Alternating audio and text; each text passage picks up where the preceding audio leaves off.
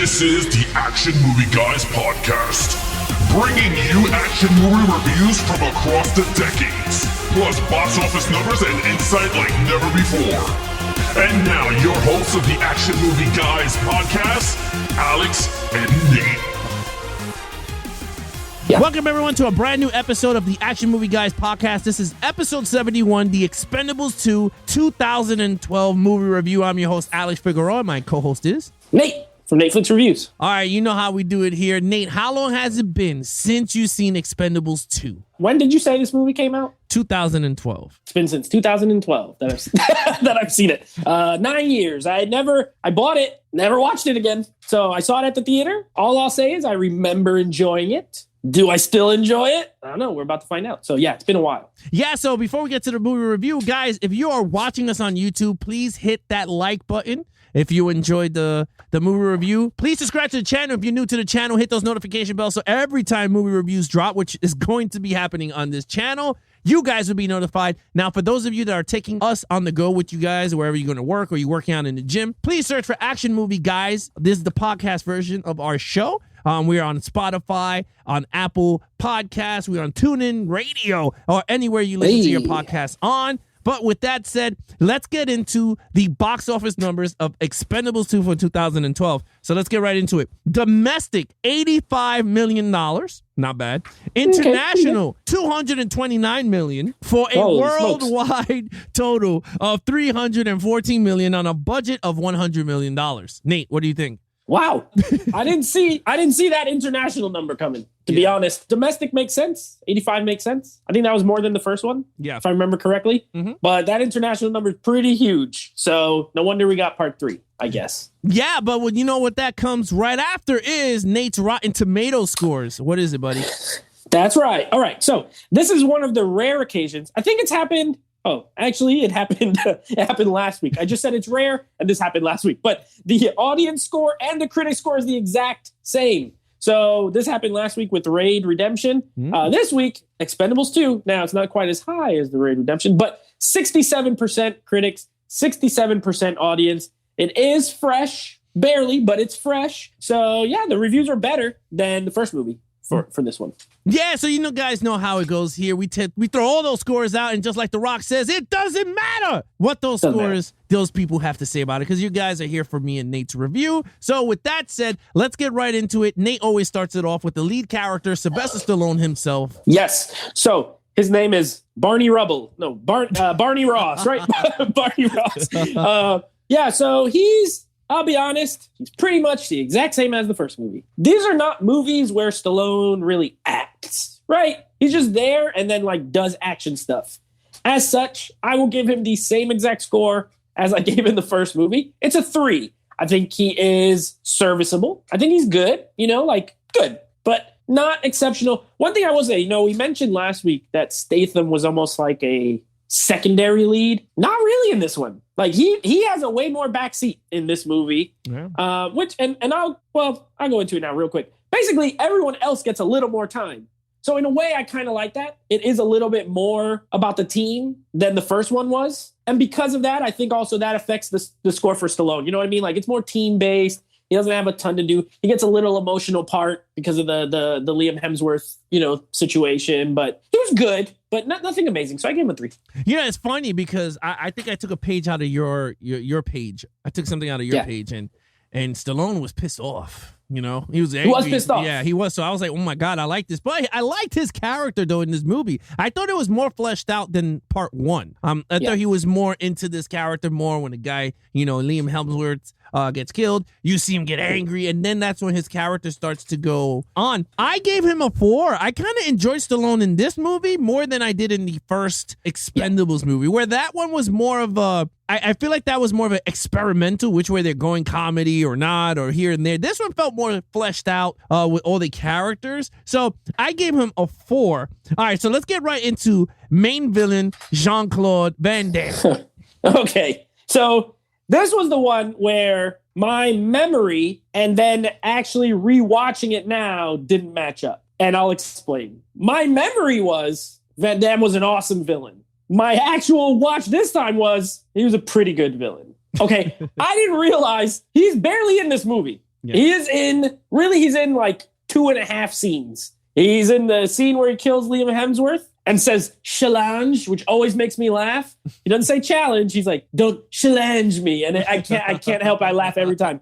I think he did that on purpose. Like, I know he knows how to say the word challenge. He decided to say challenge. He's in that scene. And they show him a little bit later, like towards the end, like before the final fight. And then he's in the final fight. That's really it. He's only in a little bit of scenes. Now, that affects my score. I do think he's good in it. Don't get me wrong. I actually like that he's playing a villain in this. It was different. Yeah. He was absolutely jacked, by the way. He looked huge in this movie. Like, his arms were humongous. And I love that they let him do his kicks, like in the final fight with Stallone. You know, Van Damme's all about the kicks, the jumping, spinning kicks. I like that. But I just can't give him a super high score because, to be honest, he's not in the movie that much. And ultimately, he's just like, he's the leader of this group that wants plutonium to, like, make bombs to sell to people, right?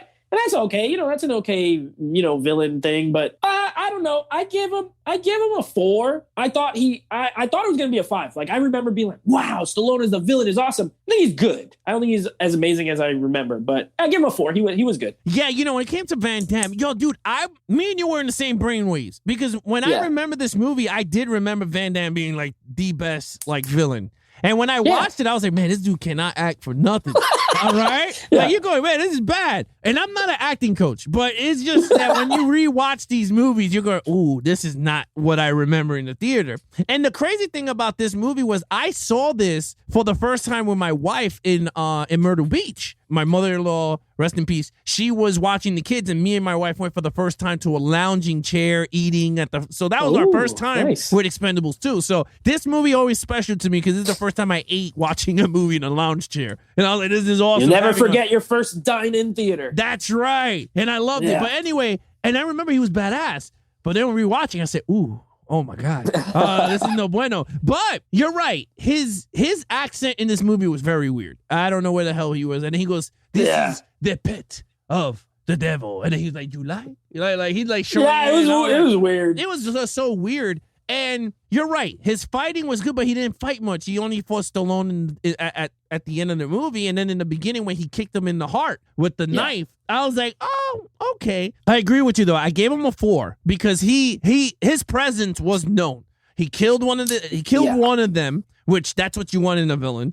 He had a scheme, right? He had a goal, which was to sell 5 tons of plutonium to the highest bidder. So we got that.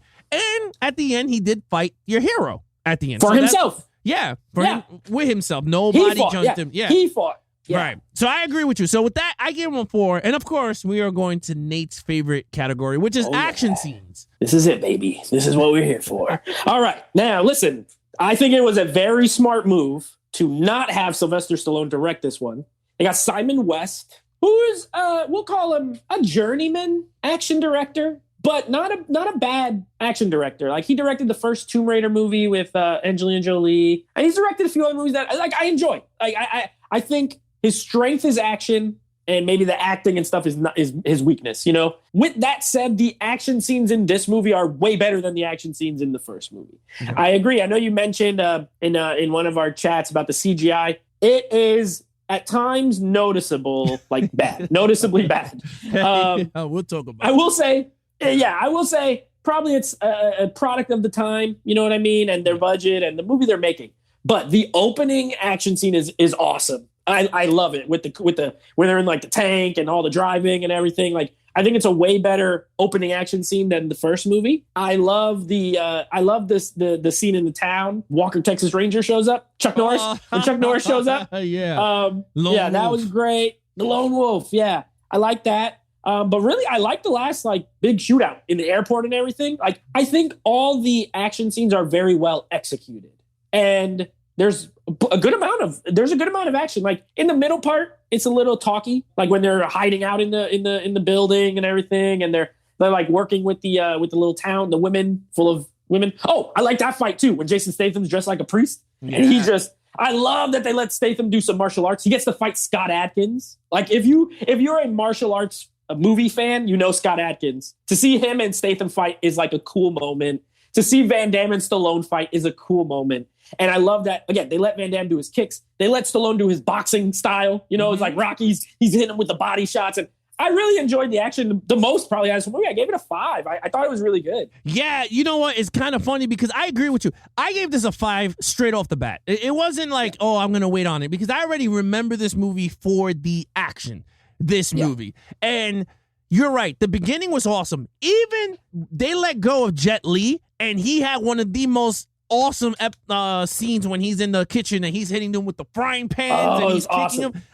You know, it's crazy. I know we're going to cover Jet Li throughout with some of these episodes, but I love Jet Li, and it's something about his martial arts. It's so awesome. Like, even when we were watching the Ip Mans, it's just, you get into it, and when you see him hitting with the frying pans, and I was like, yo, this is pretty cool. They get him to shine, and you're right, everyone shined in this movie, and it was rightfully so, because I felt like the first one was just Stallone and Statham while the other guys were in the background. This time, each group member had some type of screen time, whether it was 5 minutes, 2 minutes, but they had something, and I liked it. Now, the airport scene, we're not even talking about Chuck Norris. Chuck Norris scene was kind of funny. It was cool. It was for laughs. Yeah, it was. The airport scene, to me, is going to be, remember how me and you talked about it with Indiana Jones? They have that iconic scene.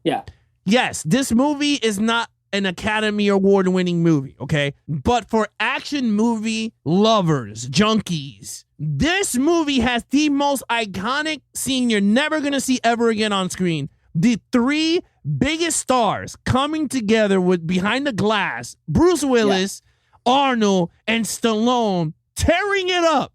And I was like, this is like a poster made in heaven. Right? When you're watching, right? If you think about it, you got your 3 biggest stars, again, not in their prime, but it's okay because you still got them. And I loved it. When I saw that in the theater, dude, I got pumped, man. My wife was like, get down. I was going crazy because I was like, this, you're never going to see this ever again, like in any movie. The 3 biggest stars of that time on screen. So with that said, I gave it a 5. Tell me, and I don't know what it is, but Bruce Willis never looks cooler than when he's shooting a machine gun. There's something, specifically Bruce Willis, like, he looks awesome when he's shooting a machine. He has this, like, he kind of does this, like, scowl. And he's just like shooting it. And I always love Bruce Willis shooting a gun. I love when Arnold rips the door up, like, it comes up in the smart car. And he's like just shooting out of the car. Yeah, that scene is awesome, man. I think the bickering between all of them, it's very 80s trope from there. But I'm okay with it because we knew what we were getting into. We didn't care for that. We just wanted to see, like, you know where he goes? When Chuck Norris came out and then Arnold goes, who's next, Rambo? Like, you just like, it's so funny because you're like, dude, Rambo just ran down the hallway. Like, you know, that would have been so awesome if Stallone did dress like Rambo. He came in like, shooting everyone. I would have been going nuts. But anyway, I gave it a 5. You gave it a 5. Let's get right into storyline. Okay, storyline. It's okay. Like, this is not the strength of the Expendables series. We're not talking about incredible stories, well written, well told, epic tales, right? We're talking about a group of soldiers doing a job. They had a little flair to this one because they at least like lose somebody with the Liam Hemsworth. The only thing is that he's a new character and you're not attached. Imagine if that was like Randy Couture who got killed, or Terry Crews. You know what I mean? Or Dolph Lundgren or Jet Li. Imagine instead of Jet Li just flying off, they kill him with a knife. You know what I mean? Any of those would have been a more scenario where I'd be more like invested because I know those people from the first movie. This guy's new. And it's like, I don't know him. They try to give him the little bit with like, oh, I have a girlfriend in Paris. And, you know, they make you feel for him. But as soon as he says that, you know he's going to die. This is one, you know, it's a trope. Oh, I have this love. I'm going to go see her when I'm all done with it. No, you're not going to be done with it because you're going to die. So it's a little bit like, you know, it's a little tropey, but it's fine. I can't give it a really high score because I just think it's an okay story. I just love this movie for the action. Well, I love the action in it. I gave it a 3. And nothing in this is very terrible. But there's a couple of things that are pretty average. Storyline is one of them for me. I give it a 3. Yeah, you know, it's funny when it comes to storyline. I agree with you. It's not over the top like Fast and the Furious when they have all these over the top plot. It was just basically they steal plutonium. They're trying to sell it. The Expendables are there to get a device. They came, they took it. It's just a simple plot all over the place. So it wasn't crazy. So I agree with you. I gave it a 3 myself also because it was an okay storyline. It wasn't horrible like the first one. I thought the first one wasn't that good for me to sit down and and watch. Yeah. This one, I First felt one's like more boring. Yeah, it was more story driven. Where this one, I felt like they already knew what they got, and I was invested when they went to get the device, and then Van Damme came out, and he had him with the knife, and I was like, okay, and now I'm invested. Now you got me. Actually, you hooked me into the movie now. Right. So yeah, we both gave it a 3. All right, so let's get into the overall of the movie. All right. So overall, I'll be honest, the action carries this film for me. And as an action movie, it's very entertaining. You know, it's not a great story. It's a good enough story to keep you watching, but it's great action to keep you watching. You know, there's a mix of everything here. You get a lot of shooting, a lot of gunplay, which is not always my favorite. I think I've said this in the past. Gunplay is not my favorite, but it's well executed and it looks cool. But there's a lot of hand-to-hand, which I appreciate. Because like I said, you get Stallone versus Van Damme. That's a hand-to-hand fight. You get Scott Adkins versus Jason Statham, hand-to-hand fight. You get Jet Li against a bunch of guys, hand-to-hand fight. You got Statham against another bunch of guys, hand-to-hand. You get even Randy Couture gets to do some. He's a MMA fighter, and he finally gets to do some mixed martial arts stuff. So is it Terry Crews that picks up the guy and like swings him like a baseball bat into the tree? Yeah, that was awesome. So I love hand-to-hand, hard-hitting action mixed with guns. This has it. And then there's vehicle stuff, right? At the beginning, you got like helicopters and tanks and motorcycles, and it's got a little bit of everything. All that said, it carries the movie for me. I give it a 4. I like it. I still like Expendables 2 better than 1. And I thought it was good. I gave it a 4. You know, I agree with you on all your points. And honestly, it's crazy because when I look at the entire trilogy, and we're not ranking them right now because it's not the episode, but when I look at everything, 2 will always be that one. And I don't know why I gravitate to 2, but 2, I see why now. And it's because you got your favorite icons doing that one scene together in the airport. You got a good storyline. Now, regardless of Van Damme and his acting, we all know is not that good, but he was a good villain. And that's what you wanted. You didn't, like you said, you didn't want him to be part of the Expendables because then it becomes too crowded. And you know what? That we're going to be talking about that in the Expendables 3 because it gets very crowded in that movie. And we're going to break that down for you in the next episode. But in terms of this movie, I gave it a 4. I literally love this movie and I watched it again. Like and normally when we do our reviews, I watch it once and then that's it. I watched it twice when we watched this over the weekend, and then I rewatched it again because I was like, you know what? I had so much fun with this movie. I'm just going to throw it back on just for the hell of it. Even when Chuck Norris is telling his story and he was like, and he fought the snake. He does a Chuck Norris joke. Yeah. So I thought it was cute. Some of the jokes didn't land well, but some of them did, and it was fun. So with that said, 4 total points. Total for me comes out to 19 out of 25. So pretty good. You know, as a team up movie, this one is, like you said, we're not doing the rankings, but this is okay. I haven't watched 3 since the theater. This one's probably my favorite. I like it. It's got good action. Van Damme says challenge, which is hilarious. I can watch that like on a loop. Don't challenge me. Like, why did you? I just don't understand why he said it that way. Like, I know he knows how to say challenge. Like, and why did Simon West let him? Why did he let him just say challenge? I don't know. Whatever. It's hilarious. Like, I think I told in the group chat, like, I was cracking up at a lot of parts that like probably weren't supposed to be funny, but it's entertaining to me. When I can laugh like that, but it's not in an overly corny way, I have a good time. I had a good time. 19 out of 25. Yeah, I give it a 20. I like the movie. I thought it was a really good movie. Again, the weakest point is the storyline, but it's a traditional action movie storyline. Generic. I'm not saying it's super horrible. It's just a generic storyline, but the strengths are the action. Felt like everything else below it is just there for entertainment. It just have fun, eat popcorn, and you got yourself a great action movie. But yeah, Nate, you know what to do. Yeah, so that is the Expendables 2. Coming up in our next episode this week, we will have it's a first time watch for you. I think it's a first time watch for me. The Blue Thunder. We're going to be reviewing. No, first Blue time for Thunder. me. Okay, we're going to be reviewing Blue Thunder, another Patreon pick. Now, I might have announced last week, excuse me, that we were going to be doing To Live and Die in LA, but guess what? It's not available anywhere. So, excuse me, we couldn't find it. So we had our patron who picked it. Shout out to Robert. Pick a new movie, Blue Thunder. So we're going to be reviewing that. And then next week, we will wrap up the Expendables franchise with Expendables 3, starring Ronda Rousey. So we'll see how that goes, and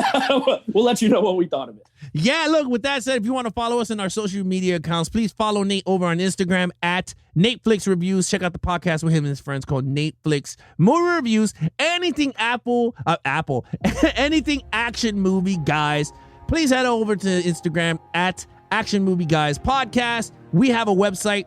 We're still working on it, so it's coming soon for that. But if you guys want to take us on the go, please search for Action Movie Guys on any of the platforms. Subscribe, give us some feedback. We'll appreciate it. And of course, if you guys are watching on YouTube, please subscribe to the channel if you're new to the channel. Hit the like button if you enjoy any of the reviews. And of course, there's a notification bell, so every time new videos drop, you guys will be notified. I'm your host, Alex Figueroa, and that is Nate from NateFlix Reviews. Be awesome to each other and geek out.